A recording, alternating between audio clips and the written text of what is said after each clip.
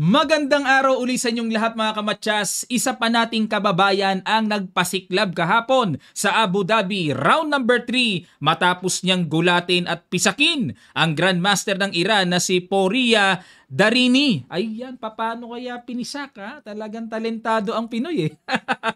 At sa end part po, i-update ko uli kayo sa standing at kung sino ba ang makakaharap ng ating pambatong si FIDE Master Aquino.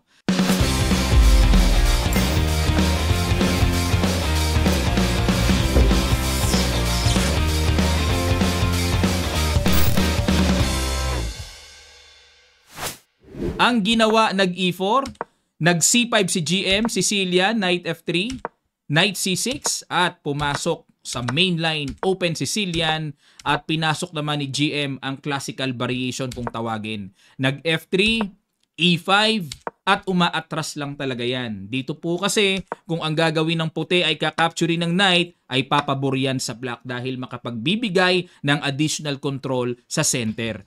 Ang principle sa opening, very vital, control the center. Ba't naman natin bibigyan ng kalaban natin ng kapaboran na ganon? Kaya umaatras talaga yan. Knight B3, Bishop E7, preparing to castle na Bishop E3 develop, at nag-Bishop E6. Ayan, develop. Laging ganun po sa opening. At ito naman ay hindi na bago. Natural naman na ginagawa yung ganyan sa black din. Queen D2, preparing to castle na. At nag-castle, nag-A5. Naghatid kagad ng nakaka-pressure na paparating na A4 na imagine niyo po pag nag-A4 saan aatras ang knight. Abay sa A1, napakapangit ano? At kaya ang ginawa dito nag-Bishop B5 para hindi po pwede yung A4 kakapturin lang ng knight yan. At nag-Knight B4. Ayan, ito ang medyo palaisipan ano, medyo paano kung i-A3 yan, saan pupunta. Pero ang ginawa dito, King B1. Detalyadong alam na alam ng ating kababayan ang linya dito, King B1. Pero atin munang pansinin mga kamatsas, ano, alamin muna natin for additional reference, ano mangyayari kung mag-A3 dito para paalisin ang knight na yan. Medyo malalim ang karga ng computer. Oh. Follow up ay Queen C7. Ipapasubo lang pala ang knight na yan. So, ibig sabihin, baliwala pala. Ano, laman? Pag kinapture yan, may bishop takes b3. Pag c takes b3, mag-a takes b4. Hindi rin makaalis ang knight dahil nakapin. Anytime mababawi, plus nagkaroon na ng initiative ang black dito na makaka-atake sa white king. Delikading yan, mga kamatsas. Nakakatakot yan. Ayan. So, ibig sabihin yung A3, kahit atakihin mo ang knight sa B4, baliwala. Kaya, King B1 talaga ang good move dyan. Bookline pa. At nag-D5 naman si GM. Yun naman ang purpose ng follow-up after knight B4 para makapagpaluwag sa sentro. Kinapture, capture, takes, Bishop C4. Another good move. Mapupuwersa talaga ang knight na capturein ang bishop sa E3. Queen takes E3. Ayan, may atake naman sa Reyna. Queen C8 para sapatan ang depensa ng bishop. Kinapture, capture, and the Rook HE1. So dito po ay walang kaproblema ang puti. Sapat ang developments ng tore. Okay na okay ang mga pyesa.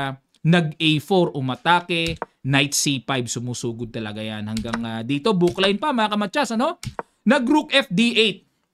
Ayan, bookline pa rin yan pero sa ngayon ay binigyan na ng bad move ng computer engine. Bad move na pala sa computer yan. Sa computer, ang tira ay Rook AD8. Para yan palang isa, no? Ang ilalagay sa D8. Bakit kaya binad mo ba ng Rook FD8? Ayan, ang idea ng Rook D8, walang Queen takes E5 na magaganap kasi po may back rank weakness anytime pagka ganun ang ginawa. Kaya dito, nagpasingaw muna ang ating kababayan ng A3. At yan ang lumalabas na novelty dahil sa old line, ang ginawa dito ay Queen C7. Okay?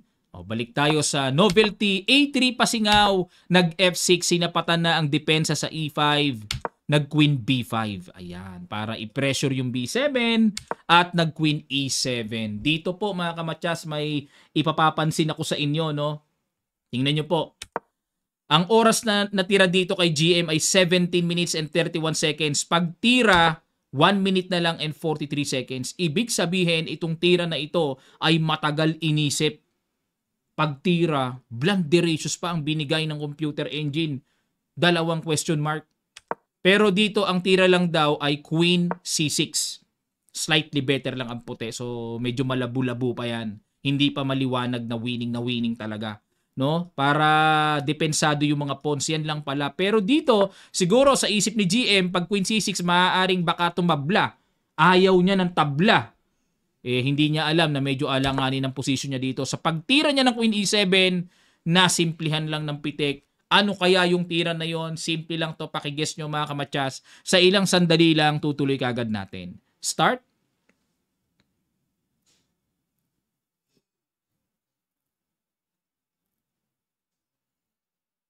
Maraming salamat po. Pinitikan lang ng simpleng capture sa D8. And nag-queen takes D8. Binigay yung pawn sa B7. Napitasan ng napitasan. Kasi kung ito naman ang kakapture naman yung pawn sa A4. Bigayan, bigayan ng mga pawns. Parang namalengke yung ating pambato. Queen takes B7 at nag-rook B8, Queen A7 and para mapigilan yung paparating na mga ganon. Sa bagay, di pa naman maiwan talaga ang tore. And at the same time, with the threat of Queen takes A4 coming, ang ginawa dito nag-H5, ayun. Another bad move mga kamatsas. Dapat daw ang tira dito ay Rook A8 na lang. Para wag bumagsak yung A4. Lamang tiyan din yan, sabi ng mga veteranong players natin. Kaso nag-H5 si GM, abay kumain ulit. Ang dami ng pawns na lamang, 2 pawns na. At dito ay bumaba, nag-Queen D2 para double attack, atakihin. Pero meron palang ipinaghanda na rin dito ang ating pambato. Eksakto, check. King H8, baba. Wala palang makukuha kahit isa. Grabe, timplado mga kamatsas. At nag-Queen C3 para threatening matchas. Nag-B3. Napaka-solid, batong-bato. Nag-Rook D8 dito at sinimplihan lang po Rook D1. At dito ay medyo hindi nakinaya ng paningin ng GM at nag-resign na. Kasi wala talong-talo naman talaga Patatagalin na lang mga kamatsas. Ang mga pampatagal dito, syempre iiwas. Halimbawa, Rook A8 para i-threat yung A3. Tapos ang gagawin, yun lang, may Queen E4 pa pala. Ite-threat lang. Hindi makaka-capture kasi may back rank matchas. Kumbaga papatagalin na lang. Talo na rin. So, very practical yung GM, isinuko na. So, ang maganda nito, medyo nag-blunder sa opening yung GM. Napatira ng Queen E7. At ito pong GM na ito, ayon sa aking pag-research ay coach pala ito. So, ibig sabihin, baka concentrate na lang sa pagtuturo at wala nang mainit na laro. Iba po kasi yung pagko-coach, iba yung paglalaro. Kaya siguro para uminit uli ang tira ni GM ay kailangan bumalik muna sa maraming babad sa mga tournaments. Okay, at ito uli ang standing. Tingnan natin. Yan ang standing. Pang ilan si Jetro. So siya po ay 1.5 points At tingnan na lang natin yung kanyang pairing sa round number 4. Sino ang makakaharap niya? Silipin ko lang po mga kamatsas Si IM Kison, ang makakaharap niya ay si Grandmaster Super GM Basem Amin. Nako, malakas yan. Black pa si IM Denden pero tingnan natin. Sana ay makalusot siya. At si IFM Jetro Aquino, ang kalaban niya ay si Xian Grui Kong ng China. 2445 ang rating.